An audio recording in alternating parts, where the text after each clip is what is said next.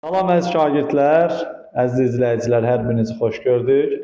Yanımda bizim ötən ilki şagirdimiz Sahil var.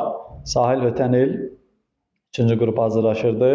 3-cü qrupda 460 balla artıq indi tələbə kimi yanımıza qayıdıb.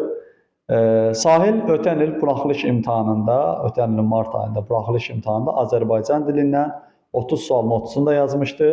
Sadəcə bir açıq sualına yarı bal vermişdi, 2'də 1 bal vermişdi. Yəni 97.5 bal toplamışdı və blok imtahanında da Azərbaycan dilindən də ədəbiyyatdan da kifayət qədər yüksək nəticə toplamışdı. Sahil, bu buraxılış imtahanında topladığın o nəticə, əsas buraxılış imtahanında topladığın nəticənin sistemli olaraq necə işləmsən və şagirdlərə nə tövsiyə edərsən ki, bunlar da yüksək nəticə toplasınlar? Mən 3 illik proqramla çalışdım. Deməli, ilk o 2 var, o 9-10-cu siniflər. Orada əsasən elə ümumi mətnlər, qrammatika, test bu sistemlə çalışdım. Əsas da qrammatika qaydaları əzbərlədim. Sonra 11-ci sinifdə sentyabrdan sonra elə sizinlə başladı o da, axıra kimi də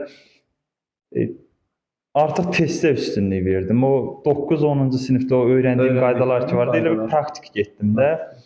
Məncə elə abituriyentlər də elə 11-ci sinifdə praktika üstünlük versinlər, testlər işləsinlər. Qəbul tipinə uyğun, bəli. Sınavlar.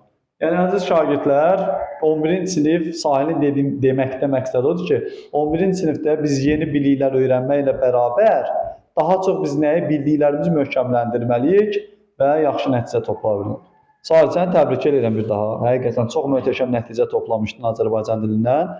Blokda nə qədər toplamışdın Azərbaycan dili? Blokda da 82%. Ədəbiyyat? Ədəbiyyat 81% Azərbaycan. 81% Azərbaycan. Çox möhtəşəm nəticədir. Buraxılış qabağı da onu məsləhət görürəm ki, buraxılış qabağı Azərbaycan dilindən götürsək, ən çox mətnə üstünlük vermək lazımdır. Mətn yazmaq. Qrammatikadan da hətta üstündür. Mətn daha çox. Mətn daha çox. Hər birinizə uğurlar arzulayıram.